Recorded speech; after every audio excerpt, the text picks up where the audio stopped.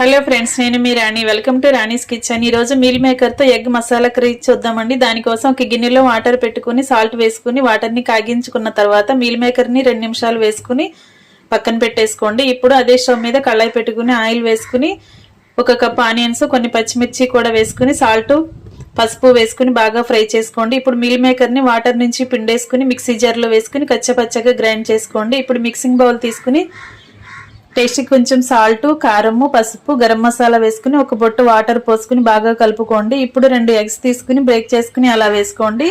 ఈ ఎగ్స్ అన్ని కూడా మసాలాలో కలిసే వరకు బాగా కలుపుకోండి.